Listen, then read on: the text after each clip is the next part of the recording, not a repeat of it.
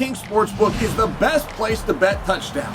I have teamed up with DraftKings to bring you all your favorite ways to bet touchdowns as we start to wrap up this NFL season. New customers can turn $5 into $300 if your bet wins. Paid in bonus bets, the crown is yours.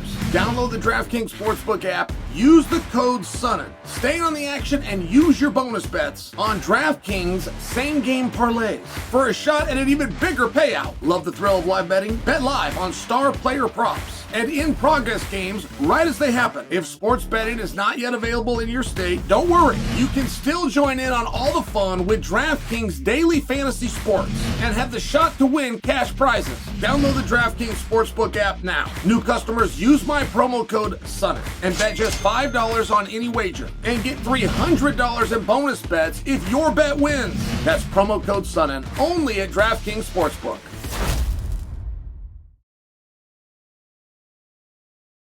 Put out a tweet, asked you guys for questions, told you I was going to answer them. Here we are. Now, here's the first question I get asked. What's the best camp in MMA? I don't mean to be a jerk about it. I hate that word so much. I don't know where that came from. I don't know why we in MMA do anything to copy the boxers. I mean, I truly don't know. Like when we got into MMA, we just thought someday we could be like boxing. And I just found it to be interesting. And then we started stealing their terminology. Like I remember the first day a guy came into MMA practice and he started jumping rope. I remember looking at that guy, what are you doing? I've known you 20, I'll tell you who is Randy Couture. I've known you 20 years. You never even held a jump rope. You're fighting now and now you jump rope. And believe me, all of us started jumping rope. I've never understood it. I don't know what fighting and jumping rope, I have no idea. I just know if you're a fighter, when you go to practice, you don't call it practice, you call it camp, and you better have a jump rope. That was from Coach, by the way. All right. Shane Sweeney says, what does Craig Jones smell like? That's a funny question, and I don't have an answer. He must not have smelled bad. I would remember if he smelled bad. Now, Michael Bisping smells good. So what does Craig smell like? I don't know. If Craig would probably want me to answer that and tell you that he smelled like strippers and cheap booze. He would probably appreciate if I said that. Craig was doing shots right before we grappled, but I assume he wasn't. I assume they put water into the bottle and then he drank water. But he's crazy enough, he might have done a shot. I mean that in a good way. Where is DB Cooper? That's from Chris at Space Mountain. DB Cooper died. DB Cooper passed away in 2019 in Arizona. I had this fancy idea. And I was going to go in and film this, and I was going to sell this to Netflix, and I had this whole thing, and I was going to go in and talk with DB Cooper's wife. She was still alive down in Salem. And I talked to my mom about that. And I said, hey, what happens if I call her up? And I say, I want to come in and interview. I'm going to bring in cameras, and we're going to discuss this. And my mom said, do not do it. She would never let you in. You'd probably find yourself in a lawsuit. And she has, I said, you don't think he ever confessed to her that he's DB Cooper? My mom said, no, I don't think so. And she would not want to hear that. She would not think that was cool. There's a lot of people that have claimed it. They've claimed about their dad or they claimed about their uncle. Like they thought that was cool. There's guys themselves that claim they were DB Cooper. Like there's a walk of society that thinks that's cool to be a thief that robbed a plane and jumped into the night. And my mom was informing me that his wife is not one of those. All right. Now, Fire Stick Nick says, if everyone today who is sanctioned from light heavyweight to heavyweight had a one-night tournament like OG UFC in the 90s, who's coming out on top? Also, in this tournament, the rule set would be pride rules. Yellow and red cards, No elbows on the ground. All right, I get your point. So I've got from 155 pounds on up. Who's come out on top? I mean, is Jon entering the tournament? If Jon Jones is in the tournament, Jon Jones. But that ruins every game, right? Like you've got to exclude Jon, or you don't get to play this game. So let's put Jon out.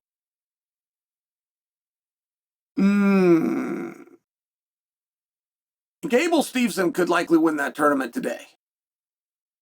Right here, right now.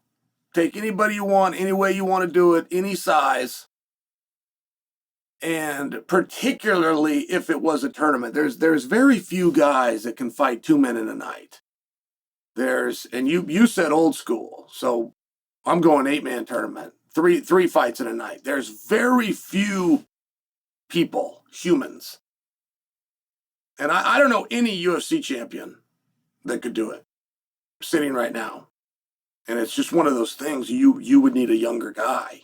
You would need a younger body. I experienced this. I went through tournaments. I love tournaments. I got into a grappling tournament. The first time I felt it, just personally, where I go, hey, 2 and 3 guys in a day. I'd heard people talk about it, but I thought, if you can take on one guy, you can take on another guy an hour later. What's the difference? And I felt it. It was a big difference. Took on a guy named Nathan Orchard. And I remember after that match, it was like a 7-minute match. I remember being done. And I could feel it. I could feel I was done. I had another opponent, Kasich K. Andrew.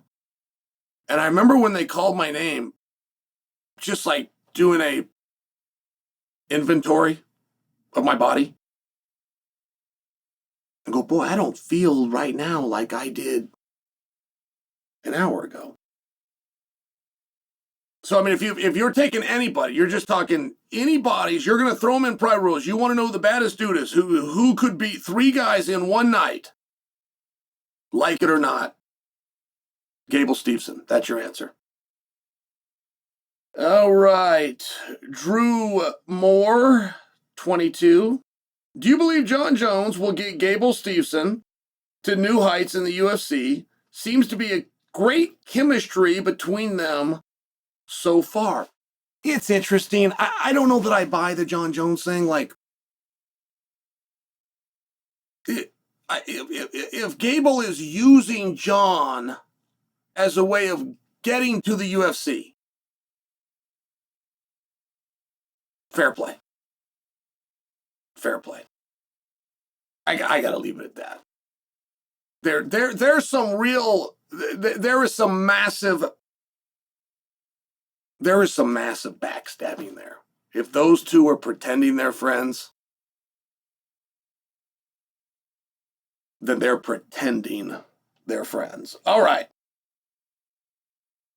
Kaz asks, Uncle Chael, I've always wanted to know, the first fight with Anderson, you dominated without question.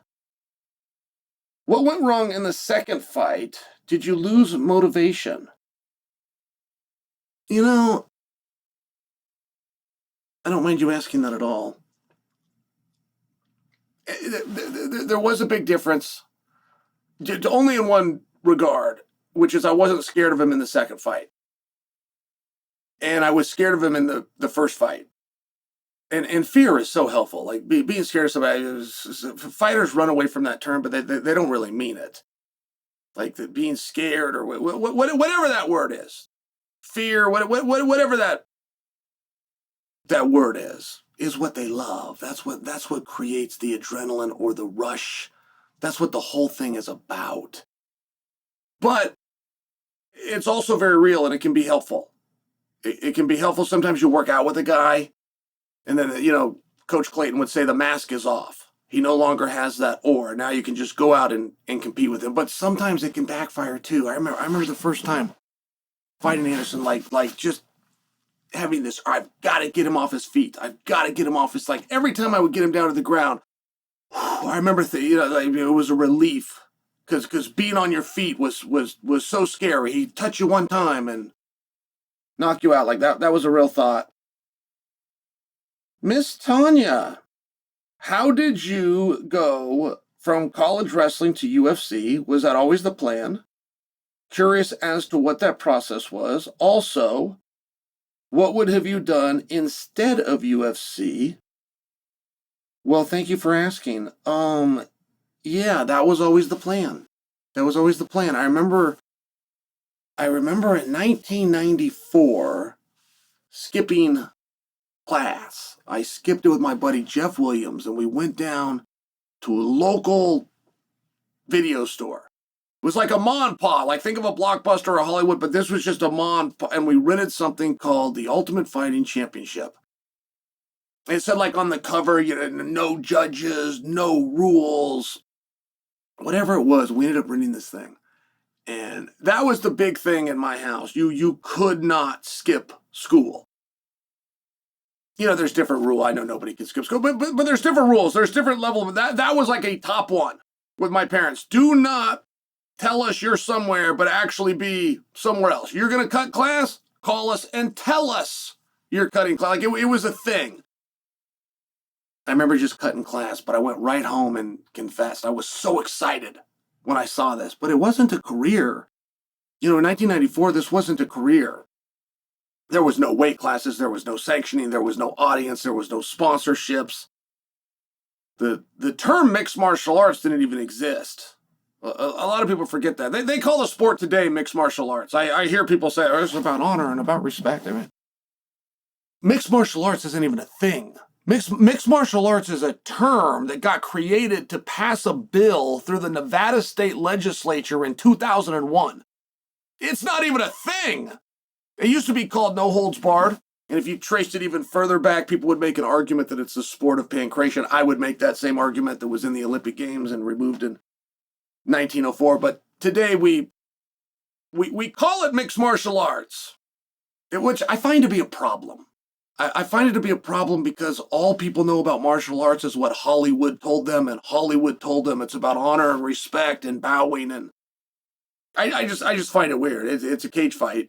And the term mixed martial arts only came along to pass a bill in 2001. And that's the real history, Tanya. John asks, can we get an Uncle Chael weekly podcast again? Good Guy, Bad Guy was one of the few ones that I watched weekly. The answer to that is yes. And there was a compliment in there, John. And I appreciate that. All right. Ricky Doobie be our last question. All right. Ricky Doobie says, what is this wrestling technique called? And what is the purpose? Oh, yeah. Aren't wrestlers supposed to be wearing cups when competing? So you guys might have seen this. Now, Ricky Doobie attached a video, but I'm going to describe it for you. So Arman Sarukian in Real American Freestyle took on Lance Palmer. And there's this video going around. Lance is in on the leg, and Arman reaches over, and his hands go right in the crotch of Lance. It's like this millisecond, then he slides down to the ankle, and he goes on with the wrestling defense.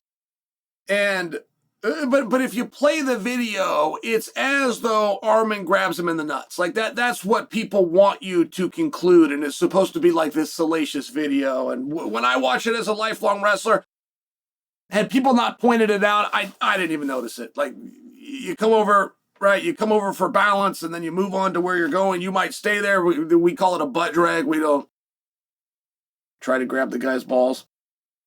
I grabbed one guy's balls in my whole life. Guy from Lehigh. Lockhaven. I tried to apologize. He was not open to the apology. I tried to apologize. I don't think he knew. Like, I wasn't a ball grabber. I just grabbed his balls. This guy from Lockhaven. I was trying to tell him. I'm like, man. At any rate, I've had it with you all. That's the answers to your questions. Goodbye.